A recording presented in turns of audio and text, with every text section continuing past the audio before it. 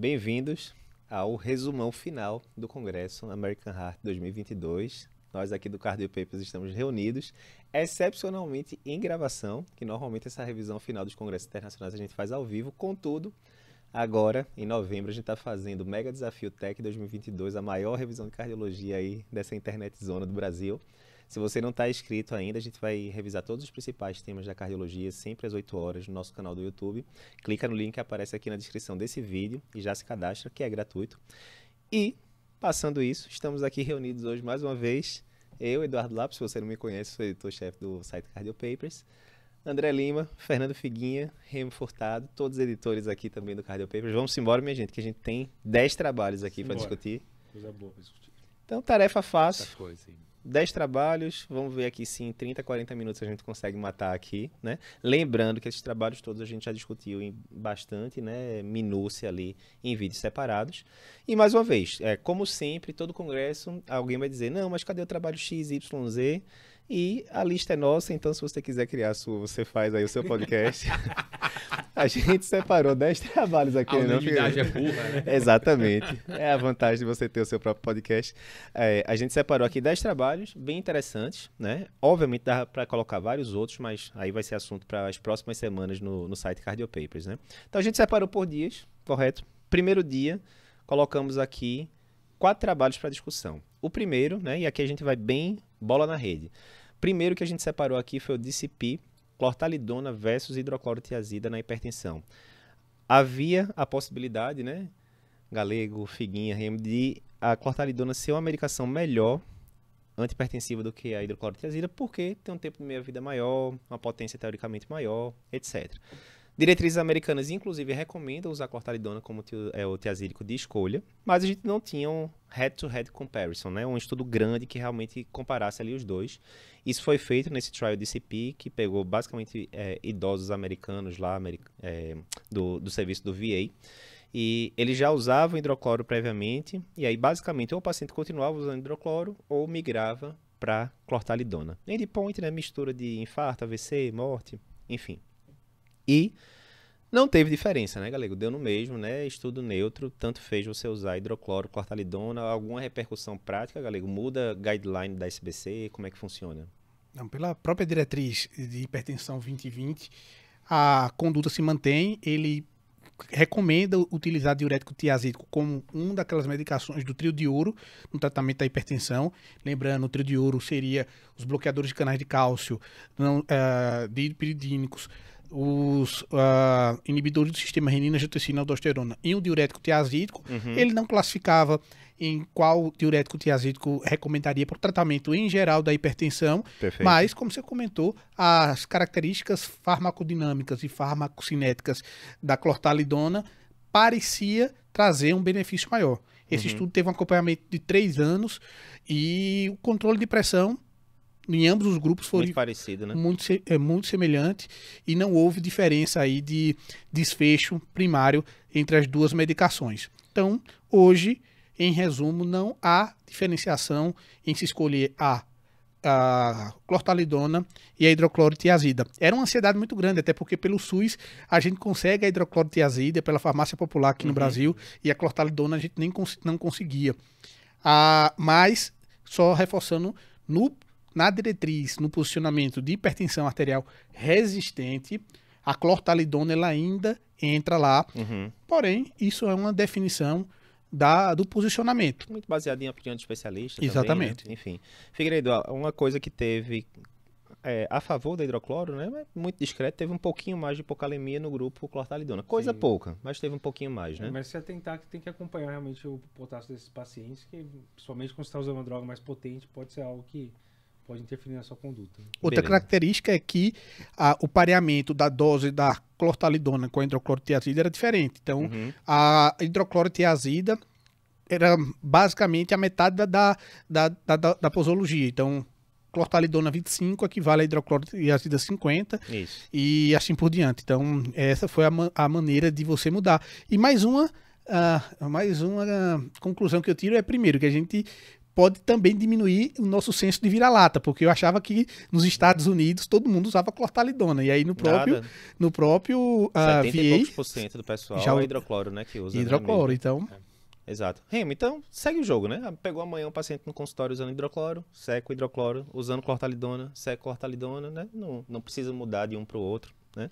Exato. Informação relevante, né? De todo jeito. Diurético é tudo faria no mesmo saco, pelo que eu aí. Mas eu queria dizer que é interessante, né? A gente teve, há pouquíssimas semanas atrás, um editorial escrito no Circulation de um professor, agora me fugiu o nome dele, mas eu sei que, na verdade, o que é interessante é que esse editorial foi até resumido pelo áudio, está lá no nosso site, para quem quiser ler. E ele rasgava a seda para clortalidona, dizendo... Quando você lê aquele editorial, você acha, não, esse estudo vai vir positivo. E agora, quando vem realmente... E esse foi um estudo, do DCP, um estudo grande. É isso, 13 mil doentes, um estudo bem robusto. Ele não foi publicado ainda, eu queria ver o paper, mas de toda sorte, é um estudo que parece ter sido bem feito e dá uma resposta importante, definitiva, que acaba com essa bagunça. E a gente sabe que é o que você falou, a diretriz não vai mudar, mas é o que a gente já vai ter que fazer. Informação relevante, né? Agora a gente sabe, né? Agora a gente sabe. E a ciência traz a verdade. Isso aconteceu também quando a gente estava aqui cobrindo o ESC, que a gente estava achando que a varfarina no paciente reumático ia ser pior. Então, assim, a verdade é assim. Exatamente. Segundo trabalho do primeiro dia, que a gente separou aqui, foi o Prominent, uso de fibrato em pacientes com diabetes e hipertrigliceridemia.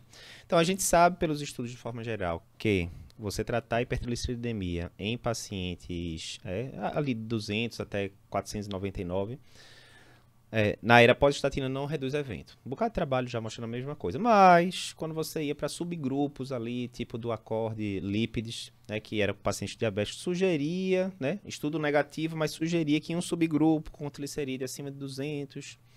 HDL baixo, diabéticos, podia ser que desse algum futuro. Beleza, o pessoal testou aqui no Prominent, pegou um fibrato chamado pemafibrato e foi exatamente esse perfil de paciente. Diabéticos ou com doença cardiovascular estabelecida, ou acima de 50 a 55 anos, que tinham triglicerídeo entre 200 e 499, HDL baixo, já usando estatina. E aí a pergunta era, placebo versus fibrato, será que finalmente, quem sabe, o fibrato diminui o risco cardiovascular e não reduziu. Deu no mesmo estudo grande também, mais de 10 mil pacientes e por aí vai, né? E aí fica aquela eterna história, né, Remo? Será que fibrato é fator de risco cardiovascular mesmo? Ou será que é só um marcador de... triglicérides é fator de risco ou é só um marcador de risco, né? Pois é. Tá dureza em defender o fibrato, mas, enfim.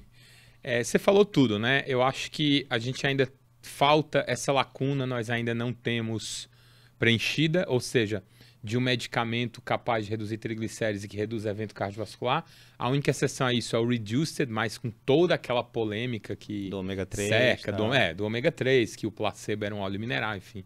Então, que a redução do risco no Reduced não teve proporção de jeito igual nenhum com a redução do triglicerídeo. Exatamente. Né? Agora, o que eu queria chamar a atenção do próprio Prominent é que houve uma redução muito discreta de apolipoproteína B, e tem estudos genéticos que falam que a grande questão não é nem triglicérido nem LDL.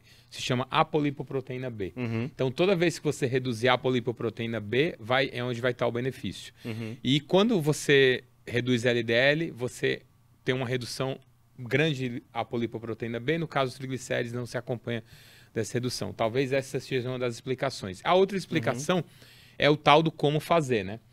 Porque o fibrato tem lá um mecanismo de ação, agonista PPAR alfa e tal, mas é possível que surjam novas moléculas no futuro que consigam algo diferente. Então vamos ter que aguardar. Mas nesse momento, qual a minha interpretação desse estudo? Que não tem indicação da gente tratar da fibrato, até porque, Lapon, eu queria lembrar um detalhe importante, isso é até questão de prova, que na hora que você vai dar estatina e dar fibrato, pode dar problema. Aumenta risco de miopatia. E aí, um erro comum que eu já vi na prática clínica é o pessoal priorizar o triglicérides, dar o fibrato e não consegue dar a estatina depois.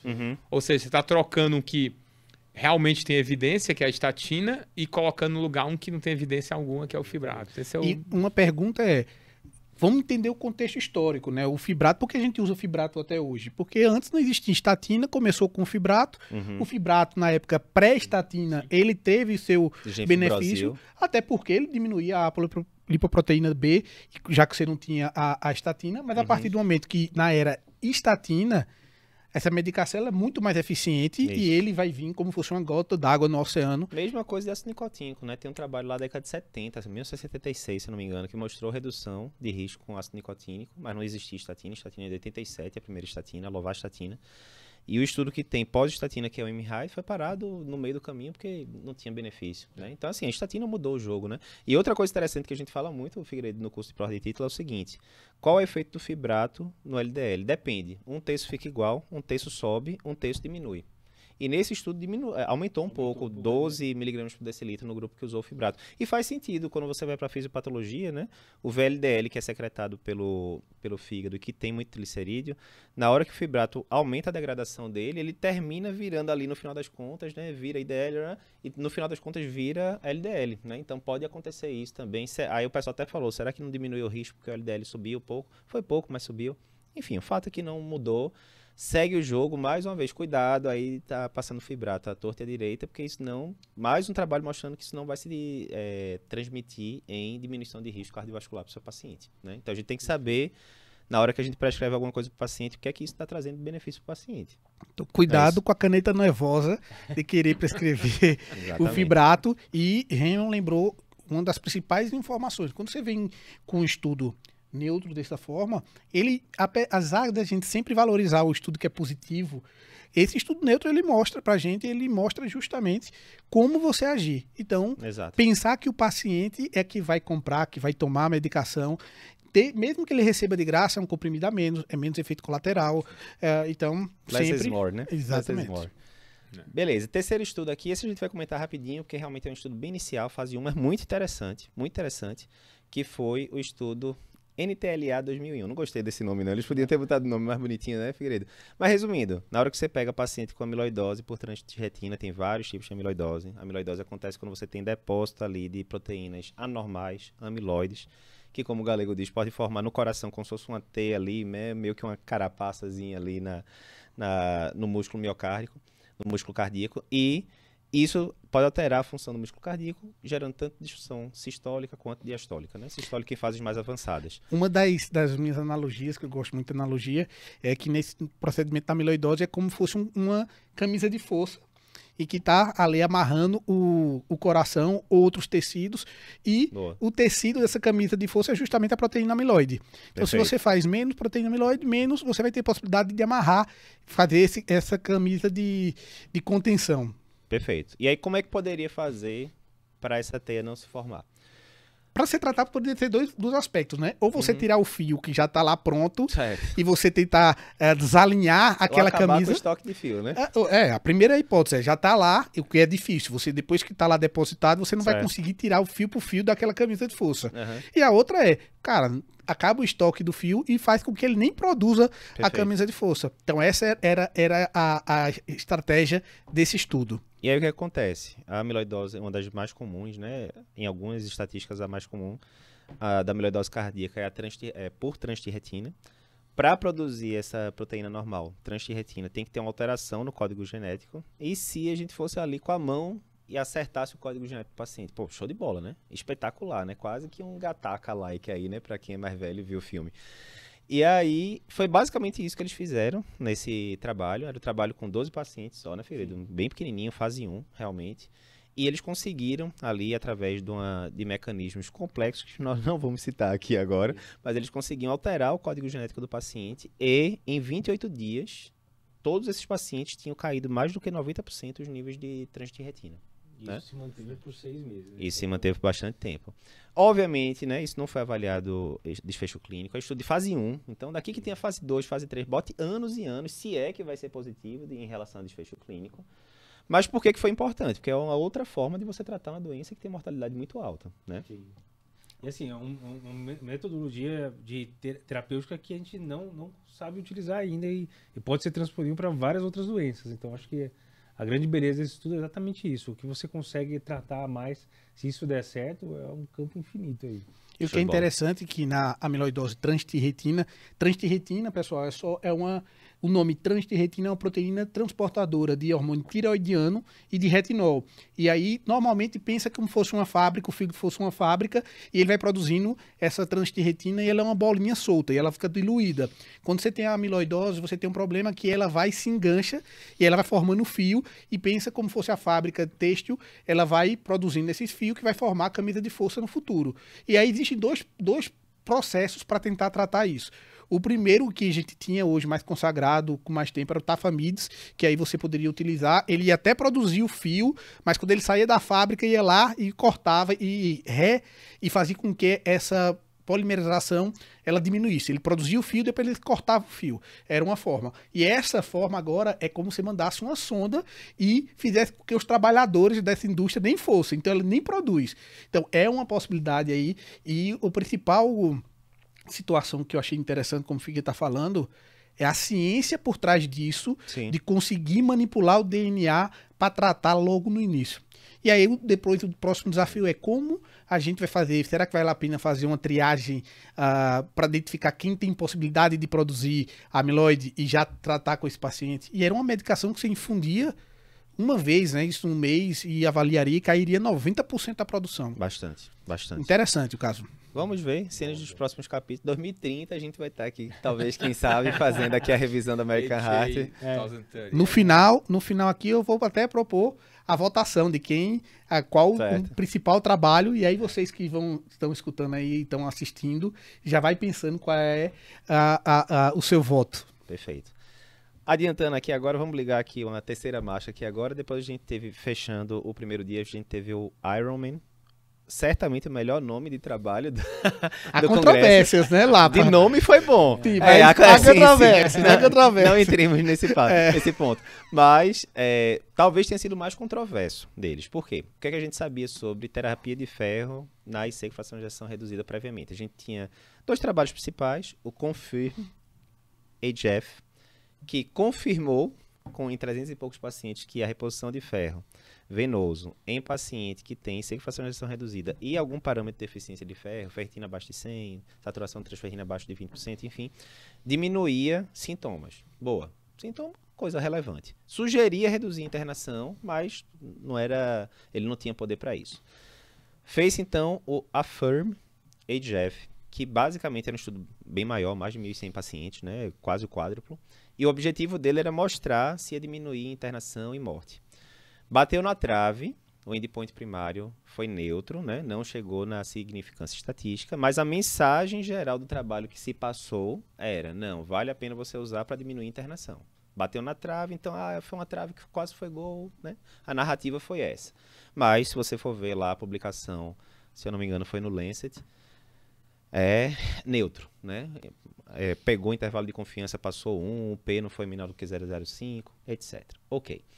A dúvida agora é a seguinte, e se a gente pegasse agora uma população e seguisse não só por 1 ano, mas por 2,7 anos? E se não fosse uma população tão grave que está internada, mas uma população mais heterogênea, paciente que internou recentemente, paciente internado agora, paciente que tem BNP alto, né? Então foi um cenário um pouco mais diverso e de longo prazo do que os outros 2. Esse estudo foi o estudo Ironman.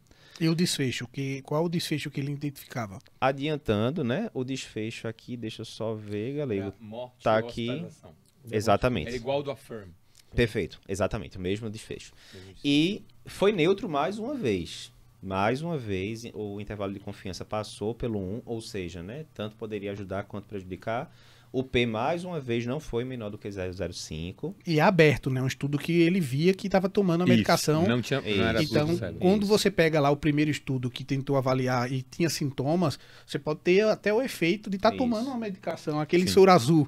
Ele pode ter até esse efeito de ter a sensação de que está melhorando por aquilo. E agora, quando você vai para um desfecho mais duro que você consegue identificar, não houve benefício. E aí...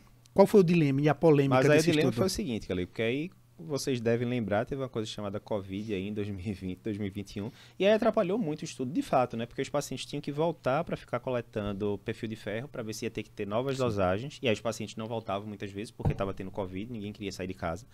ou o paciente já sabia que tinha que repor ferro, mas tinha que ir lá no hospital fazer infusão venosa, né? Não vai fazer em casa isso. E aí ele não ia, porque, enfim, então atrapalhou. Eles fizeram uma análise aqui pré-especificada que excluiu ali, depois do lockdown ali, março de 2020 para frente, e isso englobava mais de 90% dos pacientes, ou seja, não foi uma perda tão grande. E com isso, aí sim sugeria um benefício de 24% na redução de desfecho, mas ainda assim o intervalo de confiança tocou 1. Ou seja, tanto poderia diminuir em 24% no cenário, quanto poderia ter efeito 0. Ou seja, complicou, né? Os próprios autores, na discussão do artigo, e aí abre aspas, eles colocam, apesar de nem o Affirm, nem o Ironman terem atingido seus endpoints primários, a totalidade da evidência sugere, e eu coloco negrito, sublinhado e itálico, sugere que a reposição intravenosa de ferro reduz admissões hospitalares em pacientes com heart failure, né, com IC, mas sugere. É aquela história do copo na metade. E aí você pode dizer, dependendo de como você escreve, você pode dizer que o copo está meio seco ou meio cheio. Meio vazio ou meio cheio. Depende da narrativa. Pois é. E aí, tem aquela história também, né? Aí você pode dizer, não, mas... tem várias questões, né? 005, mas, pô, o 005 é tão dicotômico assim no P? Será que um 0,49 e um 0,051, será que não é a mesma coisa no final das contas? Aí começa, né, Rimo? Bilhões de discussões. Mas assim, o que a gente tem que tomar cuidado, né, Rimo, é para não ter o bom e velho spin, né? O que é o spin, Rimo? Explica aí pro pessoal em relação à metodologia científica. Então, na verdade é o seguinte, eu li o paper inteiro, e aliás esse resumo está sendo publicado no Cardio Papers e é interessante porque a gente deixa claro que a gente não concordou com a conclusão do paper que foi publicado no Lancet. O que acontece? E só lembrando que a conclusão ele fala bastante a favor da reposição de ferro, né? Pois é, o que me saltou aos olhos era exatamente, ele fala isso na discussão, que não houve uma diferença significativa, e ele também deixa claro lá nos métodos, por isso que, aliás, galera tem que ler os métodos, hein? Que o nível de significância é 5%. E aí, lá na conclusão, ele já faz uma conclusão que não é embasada no dado, porque ele fala, houve redução. Aí você pode pensar, poxa, mas você é muito Caxias com esse negócio dos 5%. Gente, é que é o seguinte, eu entendo que você colocou um ponto importante. A coisa não é tão dicotômica, ela é mais complexa, porém, a gente tem que ter em mente uma coisa importantíssima, Lapa. É que toda vez que você vai testar alguma hipótese, na dúvida, aquilo não funciona. A gente chama princípio da hipótese nula. Então, até prova o contrário, você assume que o tratamento é igual ao placebo. Isso. Ou ao grupo controle, tanto faz.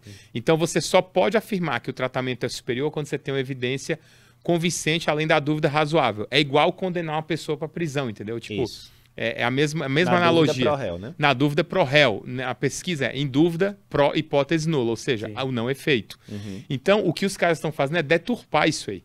Agora, eu concordo que a totalidade da evidência sugere que haja algum efeito. Eu concordo que, por exemplo, uma meta-análise cairia muito bem, porque aí você juntaria os dois. Ganharia mais poder, né? Ganharia mais poder e tal. Entretanto, o que o autor tem que escrever no artigo é a conclusão baseada no dado dele. E isso ele não fez. Então, esse é algo que eu já estou aqui imaginando que os editores do Lancet vão ter muita dor de cabeça, porque vai vir carta, o escambau, para criticar isso aí. E outro detalhe, você tocou num ponto importante. Os caras do Affirm, que aliás nós participamos no Incol, tem um conflito de interessezinho light aí, porque a gente inclui o paciente lá, o Nicolau foi autor, inclusive. Mas o Affirm, ele tem um resultado muito parecido. Fala também a história do Covid, que atrapalhou. Tudo bem, a gente entende. Mas a conclusão é diferente. Então, na hora que a pessoa que vai ler os dois artigos, se é muito desavisada, ela vai concluir que a carboximaltose, né, do Affirm, ela não funciona. E a derrisomaltose, né, do Ironman, funciona. Então, tem que tomar muito cuidado isso. E, aliás, a gente, como educador aqui, temos que ter um papel... importante orientar as pessoas a saberem ler as coisas. O Remo, com crítica. Exatamente. Dúvida. E como é que foi a polêmica aí no meio científico, no Twitter? O que é que o pessoal vem falando lá sobre esse estudo e essa conclusão? A boa e velha treta do Twitter, né? Pesquisadores muito bons, eu não vou citar nomes, mas pesquisadores muito bons, renomados, colocando, não, claramente uma vitória clara para o ferro. E aí, na sequência, vem gente concordando, vem gente dizendo, mas clara como? Eu acho que eu li um artigo diferente do seu e tal. E começa aquela treta toda. Mas qual seria uma justificativa para isso? O que é que o time que está defendendo pode alegar dessa interpretação? Eu acho assim... Se tivesse deletado, né, a análise inicial e viu só a análise... Eu acho que assim, ele primeiro... E na verdade não estou falando que isso é certo, né? São erros. Primeiro, ele pode ter se baseado em algum desfecho exploratório secundário, o que não é correto, você tem que se basear no desfecho primário, mas se você pegar, se não me engano, um dos desfechos secundários, acho que de qualidade de vida foi melhor. E tem essa polêmica do Covid. Isso, a gente sabe que isso aconteceu. Eu vivi isso na pele. A gente teve tese de doutorado no INCOC que foi aniquilada por causa de Covid. Porque, enfim, infelizmente, aconteceu. Mas, paciência. Então, faça outro estudo, faz a meta-análise. Agora, você não pode deturpar as regras. Exato. Porque senão fica feio. Porque acho que o que fica mais feio aí é justamente você ter os dois estudos com resultado muito semelhante, e a conclusão escrita no mesmo jornal ser diferente. E veja, porque favorece um remédio e não outro. De forma muito clara, né? A gente não está aqui querendo jogar pé de ninguém, tá? A gente tem o dever de mostrar para os alunos da gente, seguidores da gente, né, como interpretar um artigo científico e que não é só porque um artigo sai na revista XYZ que você pode confiar de olhos fechados. A vida não é assim, né? A vida, você tem que assumir responsabilidade sobre as coisas que realmente importam, né? E as narrativas acontecem na vida de forma geral. Né? Mas é um caso, até na votação, eu tô agora começando a ficar na dúvida em quem eu vou votar. Vamos lá. Vamos lá que ainda tem muito aqui. A gente cobriu os 4 primeiros. Vamos agora agora um pouco mais rápido, né, que a gente já detalhou bem no segundo dia, mas assim, ECMO CS, né? Cardiogenic shock. A dúvida é, paciente com quadro de choque cardiogênico, mortalidade altíssima, né? Tem série que mostra aí que mantém-se em 50% a mortalidade de choque cardiogênico há décadas, com leves flutuações. Será que você colocar um suporte mecânico circulatório precoce ajuda? Isso já foi testado com balão uma década atrás, o resultado foi negativo, foi neutro, né? Ou seja, não teve benefício de você colocar de forma rotineira, mas a ECMO dá um suporte bem mais eficaz do que um balão intraórtico, por exemplo. Será que teria diferença? E aí foi feito esse estudo, né, com 122 pacientes. Seriam pacientes ou com choque cardiogênico rapidamente progressivo, ou com choque cardiogênico já, né, severe, né, importante, como eles colocam lá. E a ECMO foi colocada, não teve diferença, foi neutro. Uma das críticas do estudo é que tinha uma taxa de crossover grande, de quase 40% dos pacientes que eram do grupo conservador terminaram recebendo ECMO, né? Mas assim, resumo da ópera aqui, Remo. Se a gente for pegar aqui Impella, balão, ECMO agora, né? Basicamente, evidências negativas atrás de negativas nesse cenário de choque. E aí sempre tem essas limitações. Não, mas crossover teve muito. Eu não vou randomizar meu paciente porque o paciente é tão grave que eu acho que eu tenho que ir direto para o negativo. Né? Tem todas aquelas limitações que são relevantes. Sim. Mas, principalmente no caso da ECMO, tá longe de ser barato. E tem todas as complicações, tanto de sangramento quanto de isquemia de membro, aquela coisa toda, né? Que nesse trabalho, né, não foi nem tão diferente, né, de um grupo, pelo que eu lembro do gráfico. Mas é um fato. Terapêutica muito cara, e que não mostrou diferença. Aí, mais uma vez, você vai no Twitter e tem gente que fala, né, olha, o trabalho foi neutro, mas para mim é uma mensagem muito boa, porque mostra que a gente pode colocar de forma segura, né, porque não teve, né, não, mas como assim? Como assim? O trabalho é neutro, não mostrou benefício. Se eu vou usar uma coisa que custa dezenas de milhares de reais, é porque ela tem que comprovadamente mostrar que tem, né, que tem benefício. Então, mais um trabalho negativo, né? Neutro nesse sentido de suporte circulatório mecânico, né? E não só o custo, né, Lapa? Eu acho que eu falaria também a palavra disponibilidade, porque nós estamos aqui, nossa audiência basicamente toda Brasil, né? Então, assim, é muito fácil falar em ECMO nos grandes centros, Recife, São Paulo e tal, mas você vai para o interior, tudo, né? Lugares até mais o know-how remotos. de manter a ECMO Exatamente. depois, né? Só instalar e sair fora, não, né? Tem todo... de jeito nenhum. Não, nos hospitais que eu trabalho ou que eu trabalhei com ECMO, eu nunca fui um especialista em ECMO, mas eu via que tinha um grande time ali, Total. inclusive plantão da ECMO, só para vocês terem uma ideia. Eu sou especialista em ECMO, eu tenho o título da ESLO, então eu sei quanto é trabalho. É isso. E às vezes, se você não manipular direito, você pode causar mais mal do que bem, né? Então... E a estrutura do hospital que precisa. Mas qual era a ideia desse trabalho e que super válido? Era a ideia de extremamente válido. tentar retornar a perfusão tecidual numa forma bem precoce, enquanto os órgãos ainda tinham possibilidade de retorno à sua funcionalidade, porque muitos dos outros estudos você já colocava numa segunda fase, depois que o paciente já não estava respondendo à droga, e aí você podia pensar, opa, é a mesma coisa que eu falo muito para os residentes, ó, pega aqui meu dedo, vou garrotear isso aqui, passo 6 horas, depois desgarroteio, o dedo já vai necrosar, não adianta você retornar, vai ter lesão de reperfusão, e isso complica. Então, qual era a ideia? Era tentar Lesão de ajustar... reperfusão, você levantou a bola pro próximo trabalho aqui, vai cortar daqui a pouco. Já sei a solução disso. Mas, e aí o que acontece? Ele tentou fazer isso de forma... A principal sacada era tentar colocar muito precoce. Notou que tá começando a ter um pouquinho de droga, tá vendo que o cara tá evoluindo. Já coloca. Foram poucos pacientes, 122 pacientes, 122. mas para você ver como em terapia intensiva, às vezes, diferente da cardio, sou cardiologista intensivista, você vai comparar o N de trabalhos é totalmente diferente. Não, mas isso é muito importante, porque tem gente, né, galera, que fala às vezes, 120 pacientes, não vou nem ver esse trabalho, porque 120 pacientes vai mostrar nada. Calma lá, depende, né? Se o desfecho que você está vendo como mortalidade acontece em metade dos pacientes, dá para você mostrar a diferença. Se a gente for lembrar, os primeiros trabalhos que eu acabei de LOL em paciente C classe 4, eram poucas centenas de pacientes, né? Ou seja, não é porque um trabalho tem 50 mil pacientes que ele é bom e porque ele tem 100 pacientes que ele é ruim. Não é assim, a coisa é muito mais complexa, né, Remo? Sim. De toda forma, né? Não estamos querendo bater o prego aqui no caixão da ECMO de forma alguma, até porque o tamanho do trabalho foi de 120 pacientes e tem trabalho rolando com mais de 400 pacientes, que deve ser publicado aí nos próximos ou meses ou anos, e que talvez dê uma noção mais clara sobre isso, mas por enquanto continuamos com evidências neutras em relação a suporte circulatório precoce, ou né, nem tão precoce assim às vezes, no choque cardiogênico. Lembrar aqui, né, pessoal, que existem 5 terapias comprovadamente eficazes para reduzir mortalidade do choque cardiogênico por IAM. 5. Abrir artéria, abrir artéria, abrir artéria, abrir artéria, abrir artéria.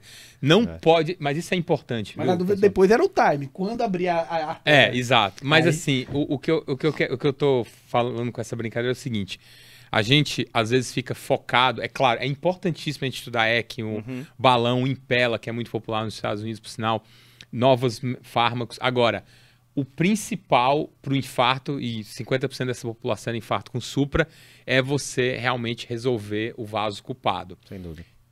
Agora, os tratamentos adjuvantes a gente precisa pesquisar mais. E você falou um ponto importante, Galego.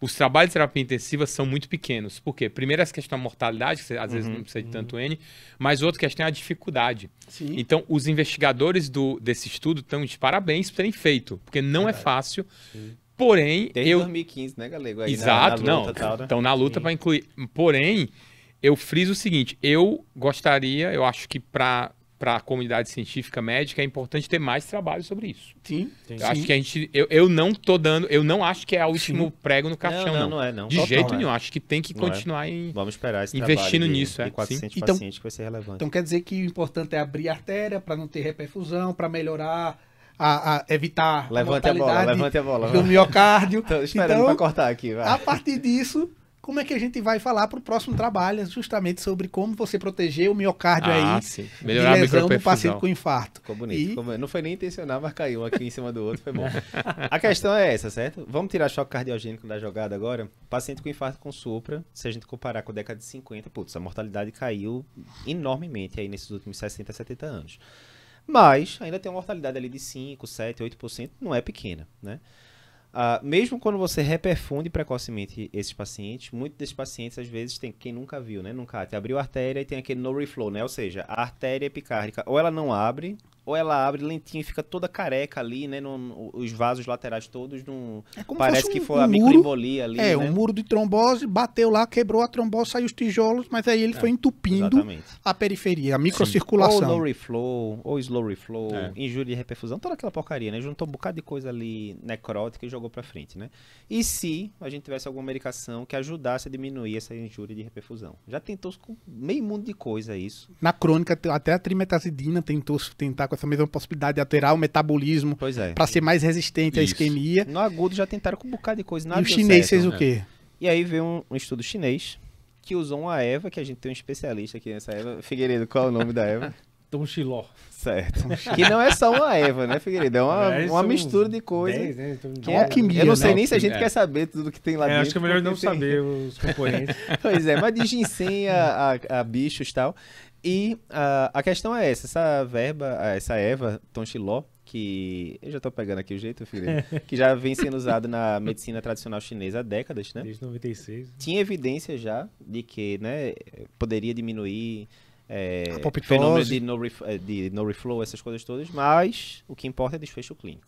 Então isso foi avaliado aqui no estudo CTS-AMI, e aí a dúvida era exatamente essa. Pegava pacientes com infarto com supra, nas primeiras 24 horas de quadro, e tratamento usual care, né, tratamento normal, um grupo vai para placebo, outro grupo vai para usar o tonchiló. O endpoint primário, né, tradicional, morte, reinfarto, AVC, necessidade de revascularização de urgência. Quantos pacientes lá, pá? 3.777 pacientes, né? Não foi um trial pequeno de forma alguma. E o endpoint primário caiu em 36% com o uso do tonchiló no segmento de 30 dias. Até tem segmentos mais longos, mas vamos pegar o de 30 dias mesmo. Diminuindo não só reinfarto, como morte. Como morte. Não aumentou efeitos colaterais relevantes como sangramento, né? Poderia, né? Não aconteceu. E o estudo foi basicamente na China, né? Então a gente tem que fazer esse disclaimer, porque a gente sabe que a população oriental muitas vezes tem metabolismo de medicações diferentes, né? Do pessoal ocidental, enfim. Mas aparentemente, pela quantidade de população que eles têm e pela história que eles têm, eles apostavam nessa medicação. Apostava. Porque você não vai fazer um trial desse tamanho com uma medicação fitoterápica sem ter alguns racional. outros estudos mostrando Exato. que tivesse alguma plausibilidade.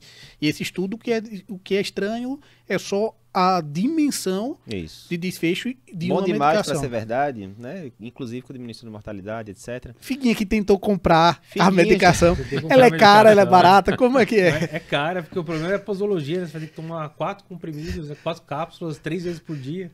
Então você vai ser 12 cápsulas a mais, além de tudo que ele vai tomar, né? Você encontrou por quanto aí, Figueiredo, no mercado? 13 dólares.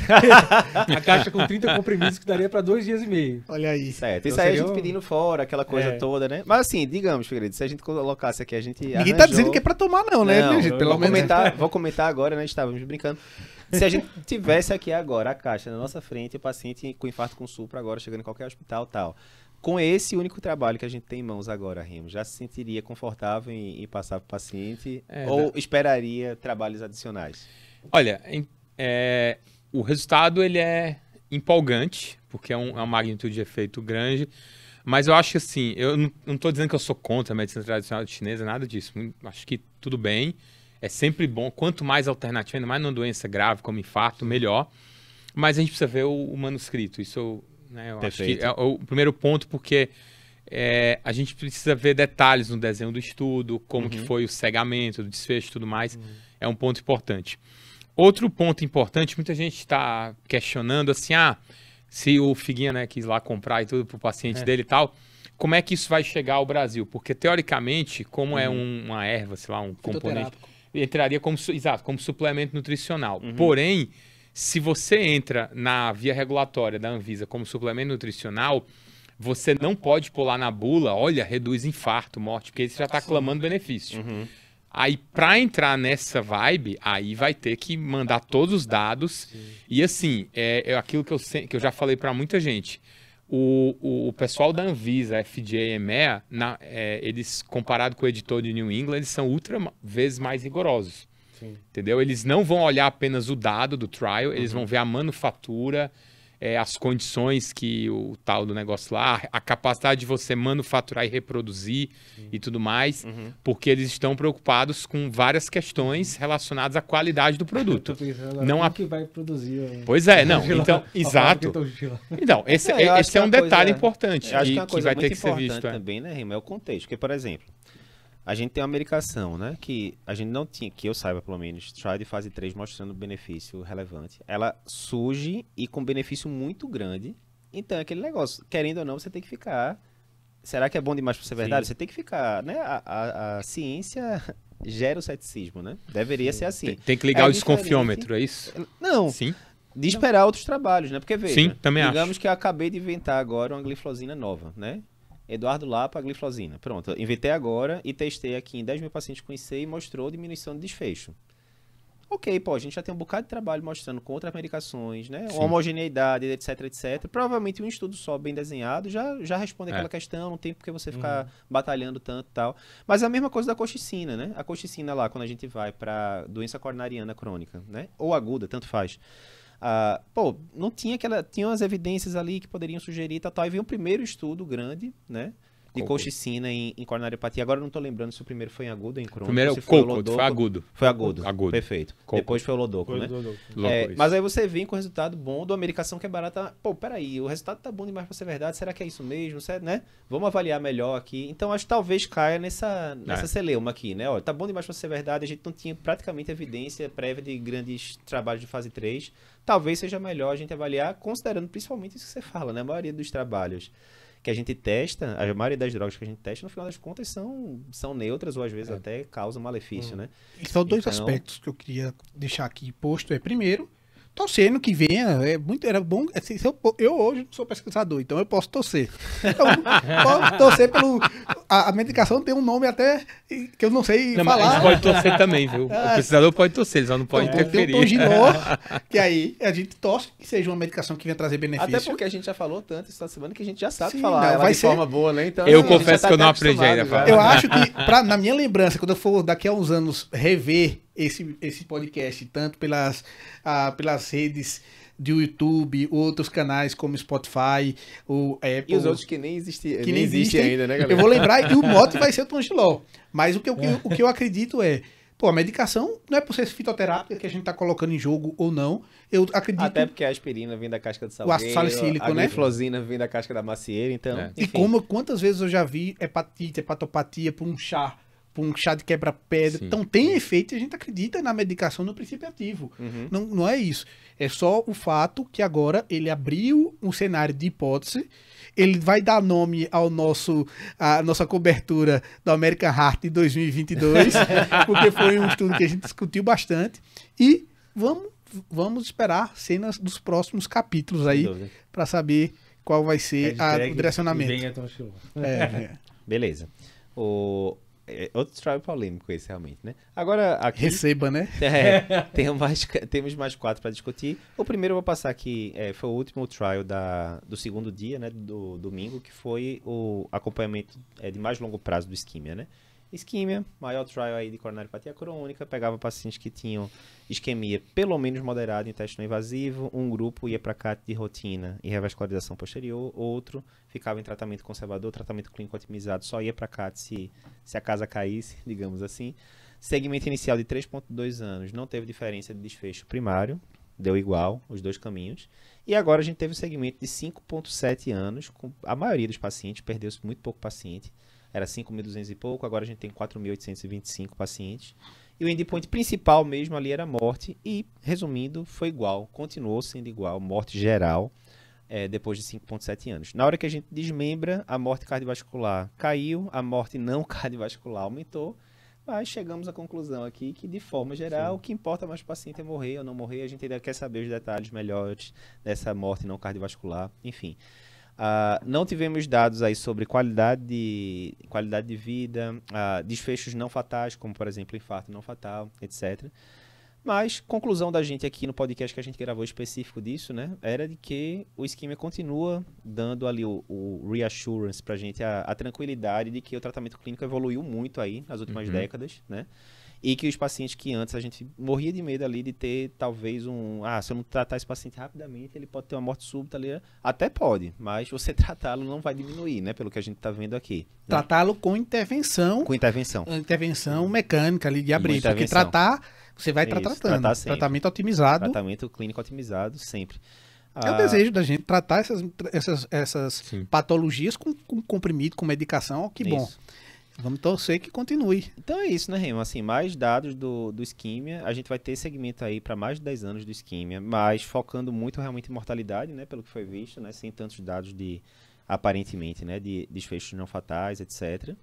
E acho que o raciocínio que a gente tinha para o isquímia ali, que foi publicado, né? Cerca de 2 anos atrás, persiste o mesmo, basicamente. Não Né? será, Gêmeo, que quando a gente tiver cabelo branco, menos cabelo, a gente vai estar falando e discutindo o acompanhamento de Esse foi quantos anos? 5.7. 5.7. Aqui, Até 10 anos. 10 anos a gente vai estar falando dele. Mas esse daqui, meu amigo, quando a gente... Esse aí vai. Quando o Esse Ischemia vai dar foi pano. apresentado no American Heart 2019, se eu não me engano, eu já dei esse spoiler, que ia estar 2030 e o pessoal botando subanálise do Ischemia ainda rolando. Então Lapa tinha menos cabelo branco Pois no é. primeiro momento e pode ser que no futuro, nos próximos capítulos, a gente Tendo tenha mais. cabelo, tá tranquilo. Ó, eu vou contar duas historinhas legais sobre Ischemia aqui. A primeira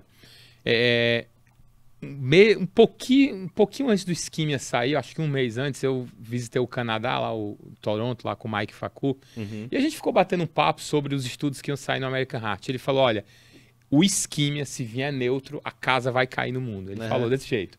Ele falou, não é possível que esse estudo vai vir neutro. Porque o Mike Facu, aliás, foi o cara que fez o Freedom, né? Então ele mexe muito com essa área. E veio neutro e realmente até agora toma pedrada. Acho que o Twitter já explodiu de coisa do Ischemia, não tenho dúvida. Segundo detalhe interessante, eu estava conversando coincidentemente hoje no almoço lá no INCO com um colega que participou do Ischemia. E ele contou um caso que eu acho que esse é um caso que tem que ser emblemático para as pessoas.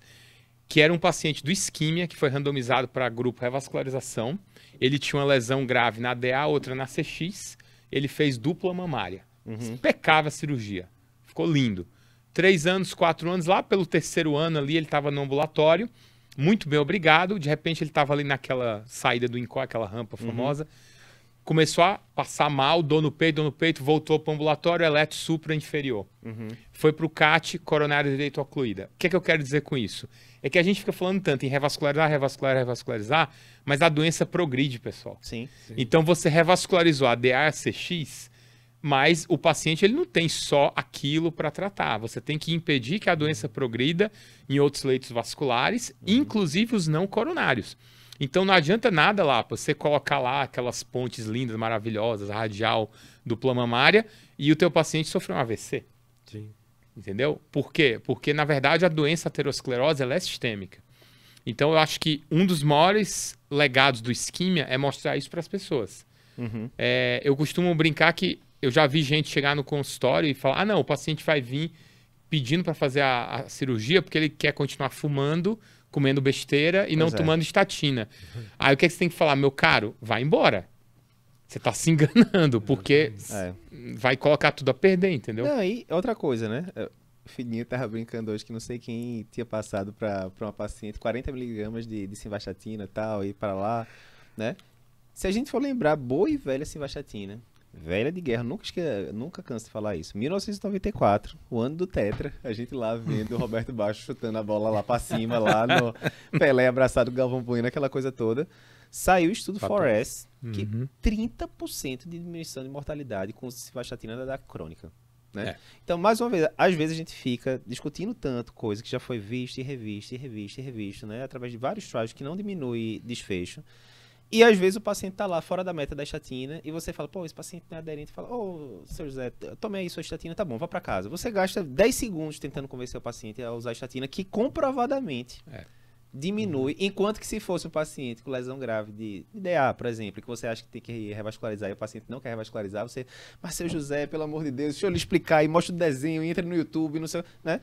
Então, às vezes a gente perde também um pouco o foco dessas coisas, né? Sobre o que o próprio médico acredita. Mas né? o que é importante também é que, nesse estudo de 94, foi o primeiro com redução de 30%, mas houve vários outros que comprovaram. Sim, porque sim. senão você poderia dizer, pô, e se no gato fosse É o Tom Chiló, fosse Chiló, você ia ficar feliz? Tem uma você ia pancada, uma pancada. Então, é isso. Então, a ciência, ela faz isso, e por isso que você, às vezes, no congresso, você percebe que muitos estudos, às vezes, vêm com desenhos muito semelhantes, e com a hipótese semelhante, mas é porque você precisa de validação. Sim. O fato, ele precisa ser replicável. Quantas vezes a gente teve exemplo hoje de um estudo ter dados diferentes, de ter resultados conflitantes? Então, isso é a beleza do negócio. É simples, mas não é moleza. Eu dou parabéns para a resiliência dos pesquisadores. Remo é um pesquisador nato aí. E, cara, a gente só vê o paper escrito e acha que aquilo ali é como se fosse uma série. E aquilo já apareceu. Durante 5,7 anos, 4.800 e taranã pacientes, né? Aí, tem todo um aparato para cuidar disso. Remo, aí uma dúvida você falou do seu paciente que tinha uma dupla mamária, mamária direita, mamária esquerda. E aí, falando em enxertos de mamária... Essa eu tinha até cortado aqui, mas já que você levantou, a gente faz um 11º aqui. Lançou, levantou a bola, vai ter que cortar. Pois é, exatamente. Não, mas diga qual é a dúvida, nomeia a dúvida, exatamente. Não, e aí no estudo que veio aqui comparando justamente enxertos, quando você coloca uma mamária DA que já estava bem definido, está bem Certo. claro como se o paciente está com indicação de operar, que ele coloca uma mamária DA. Certo. E o segundo enxerto, será que a radial ou uma mamária direita, por exemplo, seria melhor? Qual seria Perfeito. desses enxertos seria o melhor? Acabamos de acrescentar aqui o 11º trabalho. De última hora. Estudo Rapco, que saiu no segundo dia. Boa pergunta, galera. Então a gente sabe que uma mamária... Dá pra tá sabido e tá tudo Aí. guardado aí. Eu já tinha pagado, inclusive, mas aqui o domínio é total. Brincadeira. Esse daí eu lembro bem que foi eu que resumi. A gente sabe que uma mamária esquerda, DA, diminui desfecho, um bocado de trabalho mostrando isso, né, tal. Análise pós-rock, por aí vai. E aí fica essa dúvida. Geralmente, quando você vai operar o paciente, é porque ele é muito arterial. Se fosse uniarterial, né, tirando o tronco, normalmente vai ser angioplastia e pronto. E mesmo em tronco, muitas vezes. E você vai ter que colocar outros enxertos. Outros enxertos pode ser safena, pode ser mamária direita, pode ser radial, pode ser gastrectopleural, pode ser um bocado de coisa. E esse trabalho Rapco, ele foi um segmento de 15 anos de um trabalho, né, que já tinha sido publicado e que comparou mamária direita versus radial e safena versus radial. E a radial ganhou ali de tudinho, resumindo, né? Diminuiu 26, 29% eventos em 15 anos de segmento médio, né? E aí foi o primeiro estudo isolado, sem ser meta-análise e tal, a mostrar a diminuição de desfecho clínico mesmo, né? Com o uso de radial. E a gente fez até aqui a discussão, nos seus serviços onde vocês trabalham, o pessoal usa radial e tal. Tem que saber usar também, né? Aquela velha história. Não adianta você dizer para o cirurgião, manda uma radial. Aí eu nunca fiz na vida, talvez não dê certo, né?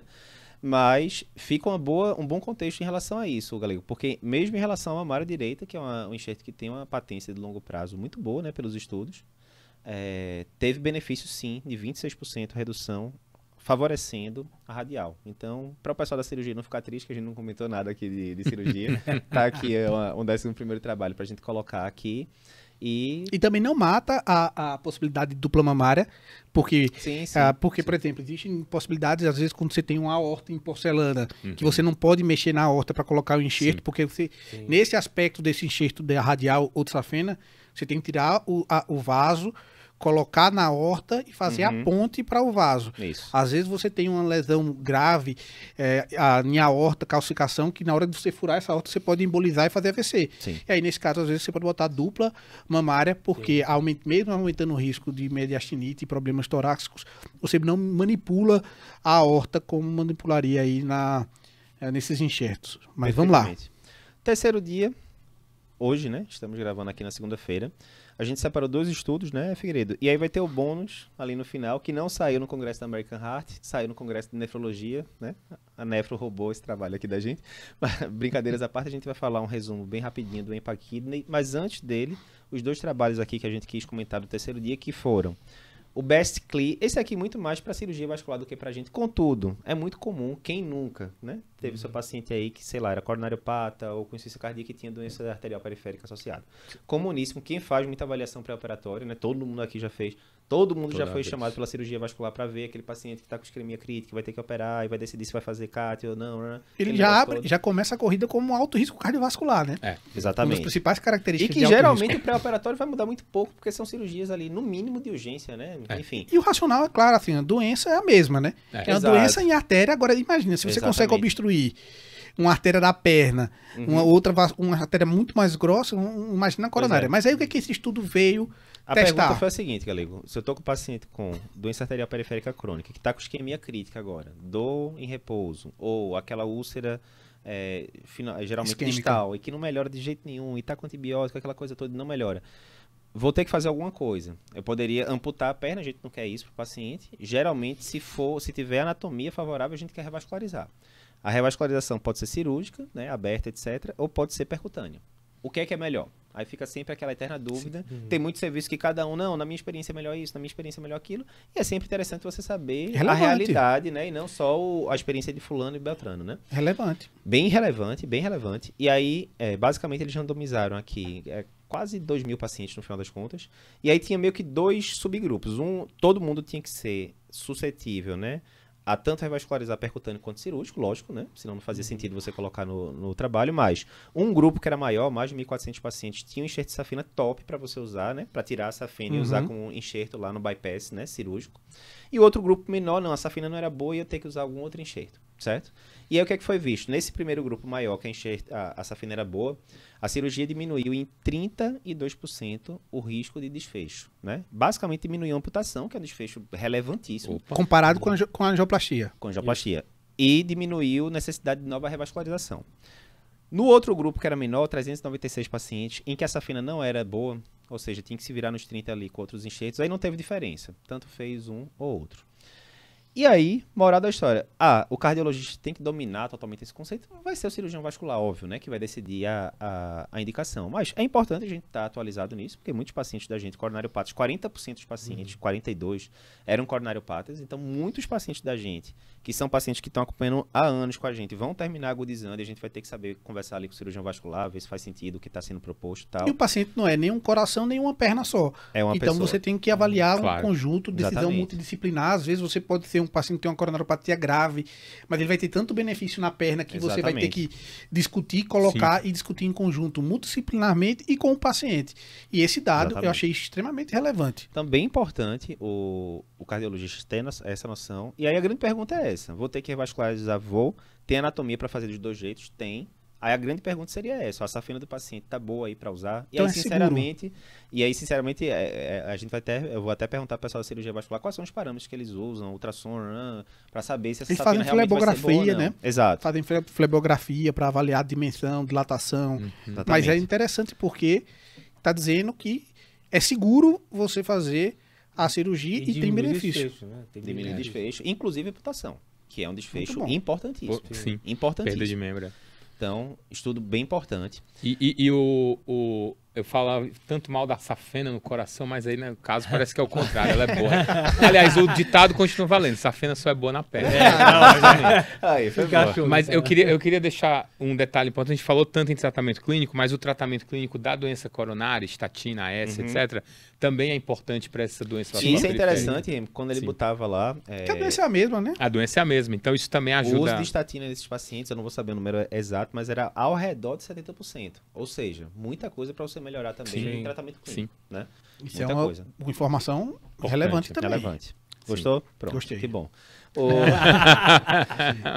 Figueiredo, e último trabalho aqui do terceiro dia pra gente fazer o bônus. O bônus eu já disse que vai ser o Empaquidne, o irmão vai falar ali 2 minutinhos, tal, que mais uma vez coincidiu, né, na mesma semana ali o Congresso de Nefrologia e o Congresso de Cardiologia. É justo, né, o Empaquidne saindo de Nefrologia, né? Não a gente vai falar nele, mas antes disso vamos falar do Rapid. Figueiredo, veio. A gente sabe que tem pacientes que fazem episódio de taquicardia supraventricular em paroxismos, né? Muitas vezes ele já sabe que tem aquilo, aí tem que bater no pronto-socorro. Uma das estratégias para evitar isso é a estratégia do pill in the pocket, muito validada, por exemplo, na FA, né? O paciente usa lá a propafenona, via oral mesmo, e reverte, sem ter que bater no pronto-socorro, às vezes esperar horas ali, aquele processo todo que a gente sabe. Mas isso é comprimido de todo jeito. E se a gente tivesse alguma administração que fosse com absorção ainda mais rápida e conseguisse reverter essa arritmia ainda mais rápido? Isso existe? Onde, como? Estamos aqui agora no Globo Repórter. Liga aí. Essa foi a ideia do estudo. Eles testaram uma medicação que chama Itripamil. Eles estão adorando esses nomes diferentes. Coitado, o Figueiredo ficou com todos os nomes difíceis desse congresso aqui. Diga aí. Que é um bloqueador de canal de cálcio de rápida ação. Em 7 minutos já está começando a ação. E bloqueador não de hidropiridina. Não de hidropiridina. Tipo verapamil e tal, exatamente. Né? Pamil, verapamil, né? Tal, faz sentido. Beleza. E daí a ideia seria essa. O paciente já teve, então, algum ataque paroxística supraventricular documentada. Ele iria para o consultório, eles testariam a primeira dose no consultório para ver segurança, para o paciente aprender a utilizar. Certo. E depois ia com ou placebo ou com a... Intranasal. Intranasal, Itripamil intranasal. Certo. Daí se ele tivesse sintoma... no domicílio, ele colocaria lá um monitor externo e ficaria 5 horas monitorizando e utilizaria a medicação. Que ele recebia do estudo, né? Obviamente.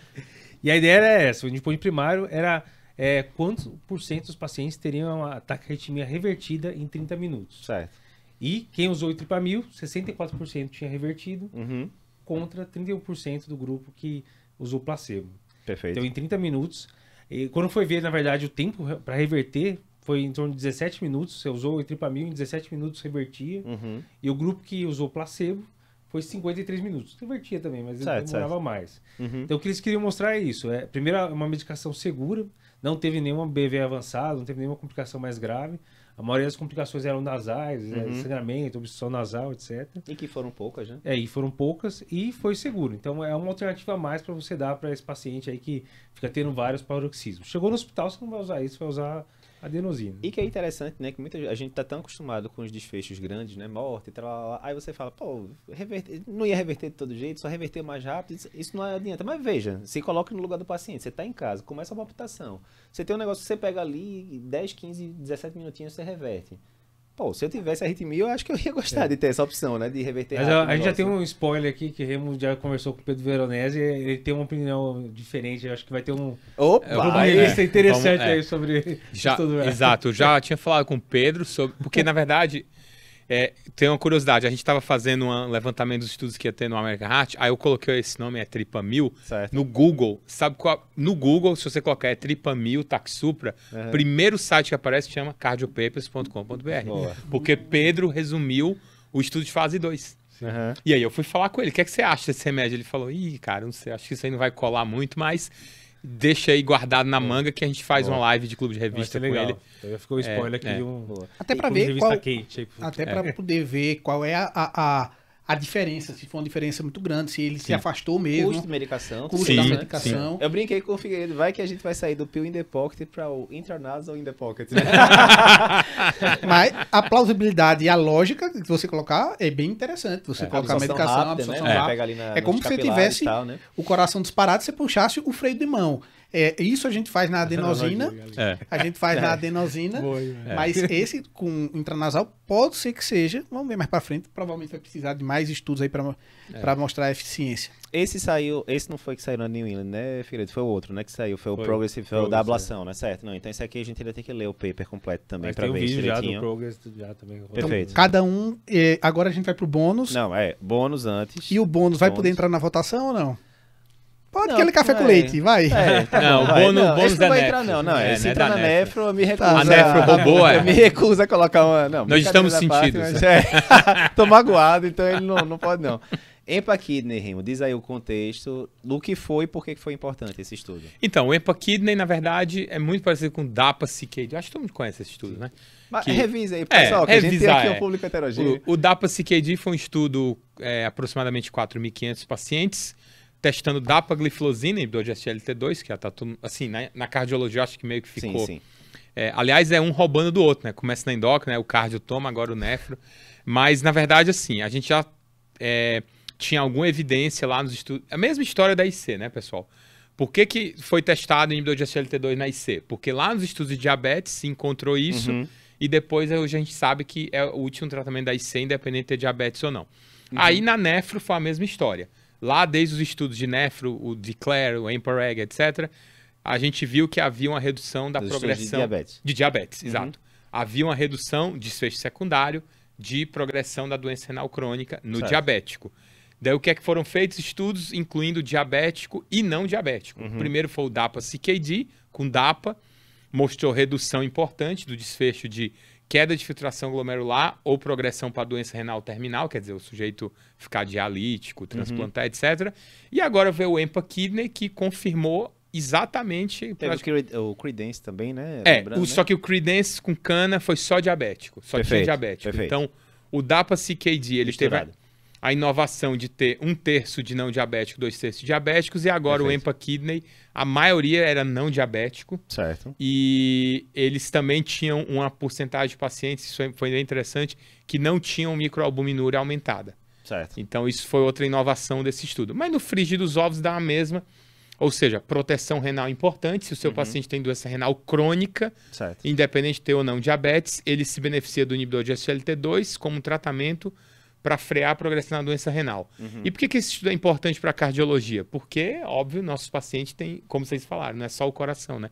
Então, a gente já sabe do benefício para IC e a gente tem agora um benefício adicional, que é tratar a progressão renal nos pacientes que comumente acaba vindo junto no mesmo pacote, insuficiência cardíaca e insuficiência renal. Então, o conjunto de evidências parece ser um resultado de classe, né?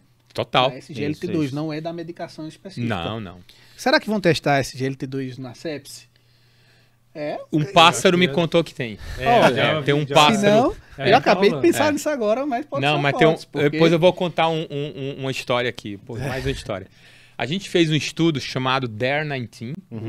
Quando eu estava lá no Einstein, a gente fez estudo multicêntrico, randomizado, testando DAPA contra placebo em Covid.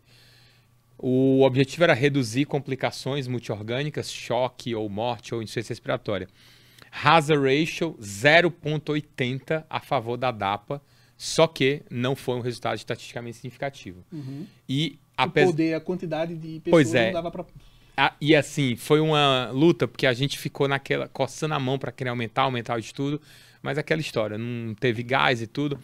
No final, a gente acabou terminando com um estudo que não teve poder estatístico, mas teve alguns dados interessantes. Então, primeiro, esse hazard ratio ele foi tanto para morte, como para ocorrência de choque, como para ocorrência de insuficiência renal aguda, como para ocorrência de insuficiência respiratória. Ou seja, se esse efeito for real, significa que o inibidor de SGLT2 reduz disfunções orgânicas. Será que aí a gente falando da ECMO, no lugar de a gente colocar a ECMO, a gente vai estar prescrevendo no Pode choque ser. precoce? Quem sabe? Por que não? Aí eu vou te dar outro dado. Tem estudos em animais mostrando que inibidor de SGLT2 reduz permeabilidade capilar em modelo animal de choque séptico.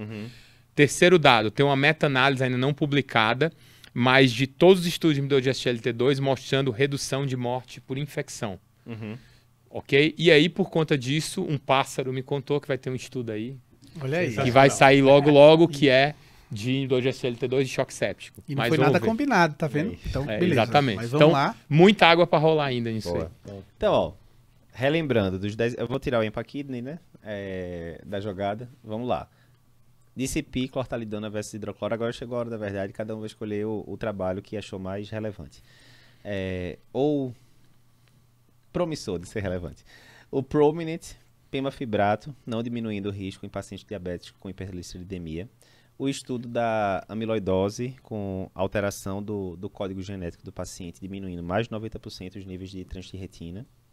O Ironman, reposição de ferro na insuficiência cardíaca. ECMO-CS, resultados neutros do uso da ECMO no choque cardiogênico. CTS-AMI, vulgo Tonchilor Exonfire no infarto com sofra. O segmento de 5,7 anos do isquímia, mostrando a ausência de diferença de mortalidade no grupo conservador invasivo. BEST-CLI, mostrando que em pacientes que têm safena ok para usar como enxerto, a cirurgia foi melhor do que a angioplastia na DAP com isquemia crítica. Ou RAPID, o uso do etripamil para reverter TAC supra. Desses 10 E o Ironman, você falou? Ironman botei aqui. Desses 10 aqui, qual? Só pode escolher um. Isso. Qual vocês escolheriam aí como trabalho que mais chamou atenção nesse congresso e que talvez daqui a 10 anos a gente olhe para trás e fale, rapaz, foi ali que a coisa... E a primeira coisa, eu convido a quem está nos assistindo aí, colocar nos comentários qual é, antes de ser induzido, né, por nós, coloca aí no comentário qual é o que você optou. E eu posso começar. Quem que você quer que comece, Lapa? Você disse que pode começar, filho. Vamos embora. Apesar de ser um só, eu primeiro começaria. O Ironman, eu acho que tem um ensinamento de como interpretar e trazer uma solução aqui de dizer, cara, a narrativa pode ser dada de Eu achava que ele ia dizer um nome, ele vai contar uma história aqui, vai. A narrativa pode, você tem que ter cuidado sempre com narrativas, Certo. mas o que eu vou votar claramente é o Tom Tillon, Certo. porque primeiro nome tá marcante, não vai ficar aí na memória para sempre. CTS-AMI. Isso, e pra mim é isso, Tom Tillon. Certo. Fala, Figueiredo. Eu vou diferente, né? Tem que dar uma... Uhum. Eu gostei muito do trabalho, da técnica CRISPR-Cas9, que você não falou, que você não queria falar mesmo. Mas... Era pra você não falar esse nome, né? Porque você ficou com os nomes complicados.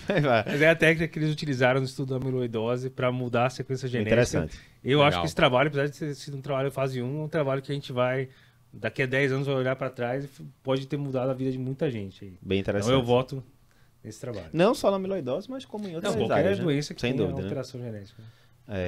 Remo. Olha, para mim, o estudo que eu considero o que mais me chamou a atenção, mais importante, foi o Prominent. Porque ele foi um estudo muito bem desenhado, um estudo muito bem conduzido, e ele fecha uma questão. Apesar de que ele é neutro, mas é um neutro que, tipo, deu o último prego no caixão, como a gente fala, né? E pode mudar muito a prática da gente. Exatamente. Muita gente Então, ainda costuma exatamente. Então, eu acho que, assim, a questão... Eu não acho que ele fecha a questão do triglicéride, porque, tudo bem, tem outras moléculas que ainda podem vir, mas a do fibrato agora ficou difícil a gente justificar usar fibrato depois desse. Então, para mim, ele realmente deu aquela última nó ali para resolver a questão. Eu vou só para sacanear que eu vou pegar outro também. Esse da cortalidona da hidrocloro eu gostei bastante, porque vários pacientes ao longo desses anos, eu tirei hidrocloro e botei cortalidona no lugar. Não foi pouco, não. Foi inúmeros. Então, antes do editorial lá que eu falei. Não foi pouco não, né? Se eu não me engano é o Messerly, né? Ele sempre defendeu muito essa questão da cortalidona. E de fato, você tem que lembrar que cortalidona entrou no ORET, que eu acho que é o maior trial de hipertensão que tem, mais de 30 mil pacientes. Fazia todo sentido, né? Pô, o negócio foi testado 30 mil pacientes, eu vou usar o garantido, né? Sim.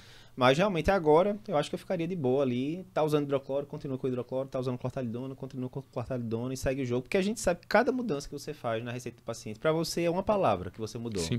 Mas na vida do paciente, às vezes, aparece algum efeito colateralzinho, ele já fica logo com raiva. Aquele médico miserável usava essa hidrocloro há 10 anos, não tinha problema nenhum, ele mudou agora e tal. Então, assim, eu gosto muito do feijão com arroz bem feito. E aquelas coisas, às vezes, que a gente aprendeu na faculdade de medicina, às vezes, sem muita evidência, esse aqui é melhor do que esse aqui, e você leva ali aquele paradigma o resto da vida e não tem. Quando você vai ver, cadê a evidência? Não tem, né? Então a gente botou o problema aí para o telespectador. Eu queria botar no xiló, mas eu mudei aqui, só para ficar mais controverso. Não, a xiló achei muito interessante. Então a gente colocou aí o problema para o nosso telespectador que vai comentar aí. E quem tiver interesse e quem quiser votar em Tom Giló, bota lá. Hashtag Tom Giló. O outro vai colocar. Vai ter dificuldade de escrever, né? Mas ele vai olhar. A gente vai saber o que você quer dizer. Tem que dar orientar aí. Hashtag Fibrato, hashtag Tom Giló, hashtag hidrocloro, crisp e hashtag diurético. Então, agora, só um detalhe, acho que importante para o público, é que tem muito trabalho nesse congresso, tem muito que a gente não comentou agora, mas que vai ser comentado. Tem os vídeos separados, muitos já foram feitos. Haverá também postagem no nosso site, então, inclusive... Lipoproteína A, não vou dar spoiler, mas tem umas aí bem legais que vão sair. E, claro, fóruns, debates, eventualmente outras lives, clube de revista. Então, esses congressos, eles nunca se esgotam só em um dia. É muito assunto. Aliás, até um dia desse eu estava falando coisa do ESC ainda. Impressionante. Então, sem dúvida. Isso, aliás, diretriz nova, saiu o ACLS novo, não sei se mudaram nada, talvez não. Mas enfim, a gente também pode falar disso. Então, sempre vai ter muito assunto espalhado ao redor em vários locais do próprio canal. Vários metaversos, né? Então, exato. Temos vários metaversos aí, mais uma analogia. E com isso a gente termina, né, pessoal, a cobertura do terceiro grande congresso internacional do ano. Se eu não me engano, esse é o 8º seguido, né, Figueiredo, que a gente está cobrindo dos grandes congressos internacionais, cobrindo todos os principais trabalhos de todos os principais dias. 8º ano, né? 8º congresso. Antigamente a gente fazia aquela cobertura mais singela, tal. Tá. Agora com a estrutura plena, cobrindo ali, saiu o trabalho, poucos minutos depois a gente já dá o resumo e tal. Cobrindo tudo, né? E pra gente é sempre uma grande honra a gente estar fazendo aqui, né, da sede da AF, aqui com toda a estrutura aqui de câmera, equipe de backstage por detrás, aqui até 10 horas da noite gravando ontem, né? Então vocês não veem o pessoal do backstage, mas eles são cruciais aqui pra estrutura toda estar funcionando. E ano que vem tem muito mais coisa aqui, muito mais cobertura de congresso. E se você gostou, tá assistindo aqui pelo YouTube, comenta aí pra gente, né? Coloca aqui nos comentários qual foi o trabalho que você gostou mais.